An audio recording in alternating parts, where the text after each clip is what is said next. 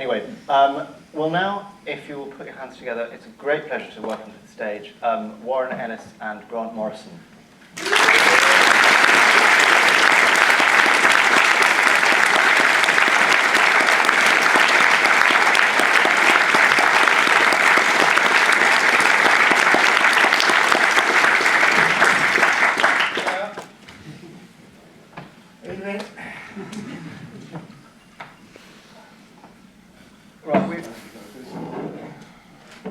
Grant, I'd like to start with you, if I may. We've just had a couple of really good sketches. There's a long history of comic book superheroes.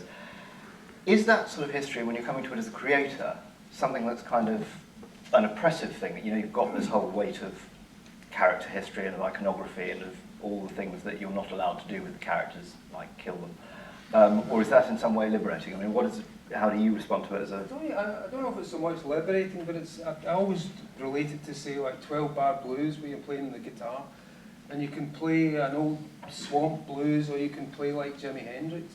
And I think what these stories do is give you a particular structure, you know, a little bit like a Greek myth or a bit like a fable. And you can work within that structure and bend it slightly, and that's where the excitement lies, and the depth of these characters. It's why I found it quite hard to do a lot in the new DC, because it's like a new thing starting up. What attracted me to DC in the first place was the 70-year history, and the idea that these characters were represented in different ways through different decades.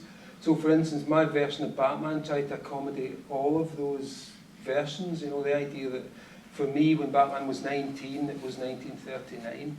When Batman was 24, it was 1956. When Batman was 25, it was 1971, and so on. So that's what made it special for me. What makes them interesting is not the idea that these characters could be real or are believable, but that they actually exist as weird, repeated memes that can be played with. So I mean, the history and the endlessness of them is what excites me about them, and the variations in the characters excites me. Yeah, I mean, if you want to get terribly academic about it, let's go for it. Should we go terribly academic? It's commedia dell'arte. Actually, it's stock characters and situations. Well, don't get me. Read the book last year and everything. Now, isn't it? Right now. You see, what you've bought into is the fact that we're just going to go on like this for hours and in here with us as we go through our three comedy voices. You've been allowed out to talk shit. Yeah, it's been about 15 bloody years since the last time they let us do it too. It's stock characters and situations that you improvise around, but the important thing is the characters and the situations are allowed to reflect contemporary concerns. That's the thing. And the fact that they still can. Yes. In the way that Sherlock Holmes still can, right. And King Arthur still can. There's something about these characters that continually sticks. And we can continually use them, so that's I mean, makes it people want to call them stereotypes, but they're in fact archetypes, so they can apply in some way to any given contemporary moment. Do you kind of need that cultural sort of purchase on them to make up for, in some cases, I mean, one of the things I think coming in from the outside, you might go, that as a writer, you're supposed to be trying to create tension and risk, and it's difficult to work in a situation where nobody except Uncle Ben ever dies for good. And right, but that's not necessarily what the readership for these works are turning up for. The tensions and conflicts that normally make a bit of drama go actually work slightly differently in superhero comics. The tensions and risks are almost secondary to actually seeing the character go through the paces and see what we understand the tenets of those central characters are being applied to new situations. People actually show up to see those characters introduced into a situation of novelty, where the tension and the jeopardy is applying to someone else. Superhero comics, at least in part, became rescue fiction. we're not in fear for the central characters, the protagonists. We're in fear for the people the protagonists bump up against. And also, I think the repetition is quite important to it. And in the sense that, yes, for a certain X number of years or even centuries, we as writers have been told that those things are important. If, for instance, you were living in Australia 50,000 years ago, you would be part of a continuity of generations who go into a cave and repaint in as exact detail as you possibly can the story the previous generations have been telling since people were telling stories. And I think superhero comics are much more like those paintings that are regenerated every generation. We've seen it again now. DC are doing the Doomsday, the death of Superman yet again. They're doing the origin of Batman yet again. They're doing the Crisis on Infinite Earths yet again.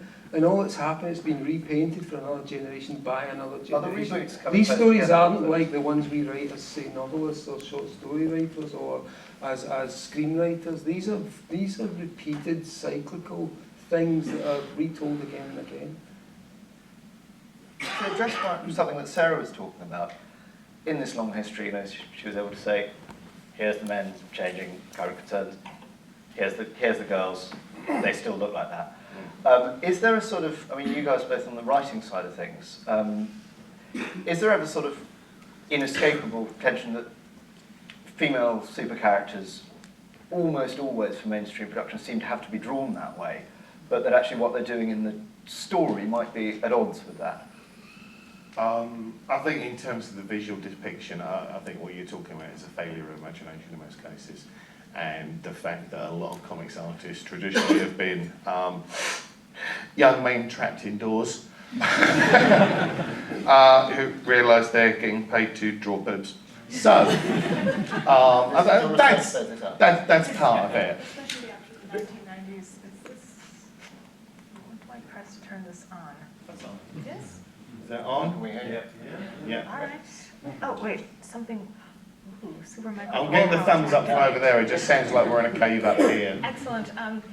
That, especially when you started to get people like Rob Liefeld and that era of like the young 20-somethings, I believe the phrase "the inmates are running the asylum" was bandied about a lot in regards to that period of That superhero also comics. applies to 40s comics to some extent, too, because comics production in the 40s were by the boys who didn't go to war, Yes. in large part. I always strongly got the sense, particularly in the 40s, These it was weedy boys. sure. Well, I mean, teenagers or 4F. Bill Finger was 4F, yeah. Right. I got that. Not only did you have that sort of hyper-sexualized, hyper-masculine thing going on, coming from these writers and artists who are 4F or too young to go to war, but they were trying to fight the war on their terms on paper. It's quite charged with that, a lot of that stuff. But these, I mean, they're idealised figures, so I think you have to, the masculine figures are as outrageous generally as the female figures. And even with that, I mean, when I thought about this thing, I look back, the first female superhero is Ma Uncle, who's a middle-aged woman who dresses in long johns and puts a pan on her head and fights crime in her local ghetto, her New York tenement. Right. And so there was something there that I think... I mean, it's the one defence you can give of Rob Liefeld, but for all he drew women with no internal organs who defied any law of physics, the men were so massively muscled as to be almost paralysed. Captain America had breasts beyond the regions of Jordan. They were so big he could turn his face to the camera on profile and his chest. Yeah.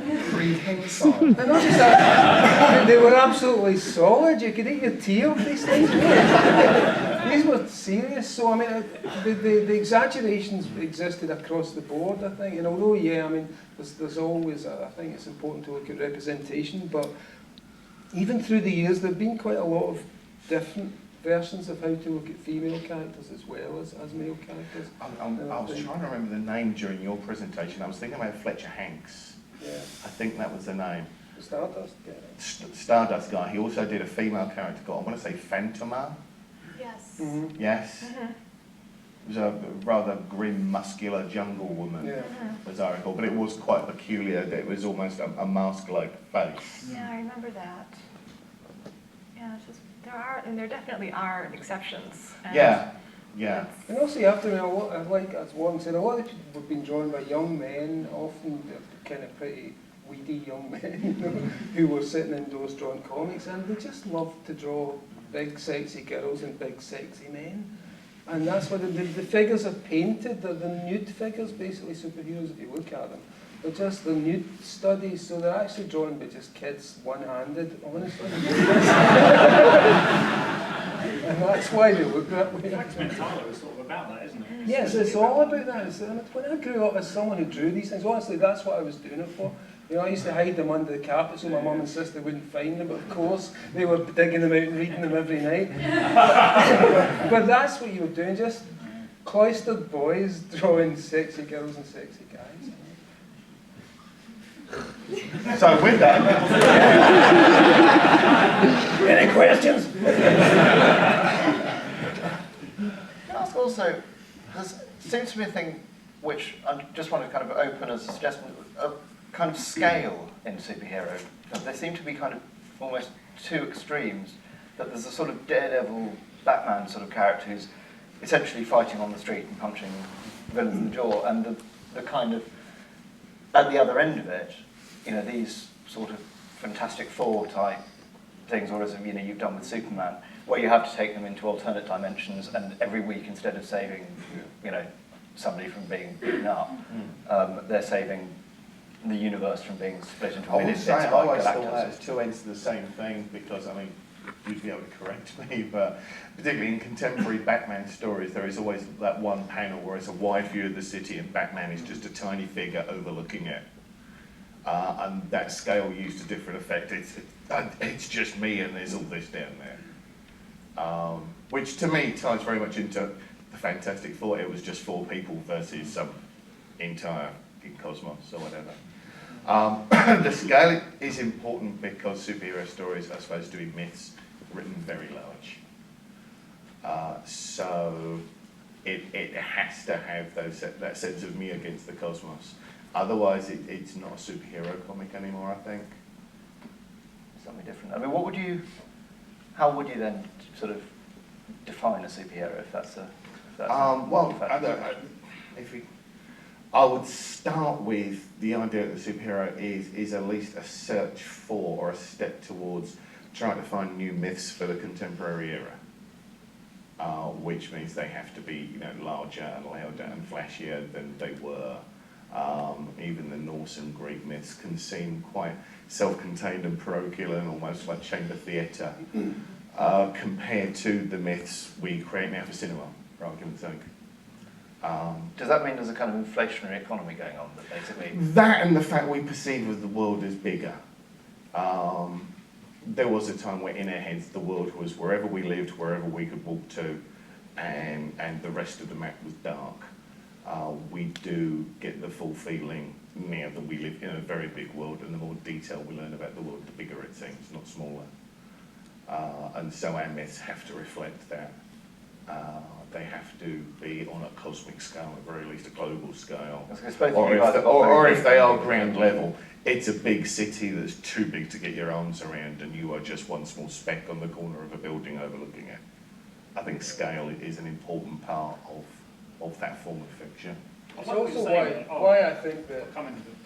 Sorry, Will, but it's why I think that the more cosmic, high-level superhero stories are actually much more realistic than Batman. Batman just couldn't happen. You know, Christopher Nolan gets kind of near it where Batman's almost crippled in the last one, but he can still fight this super wrestler Bane.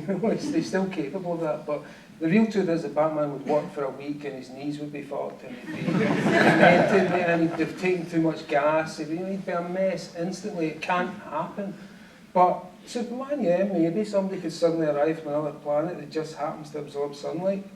So I kind of believe that those things are more believable for me, but also within our heads, I think the battles that we fight out in our heads daily our cosmic battles, you know, the existential fears that we deal with constantly, the thoughts that we all go through, love, death, guilt, loss, your mum's died, your dad's died. These are what superhero stories are best at talking about, because they translate them directly into symbols, and that's why I love them. And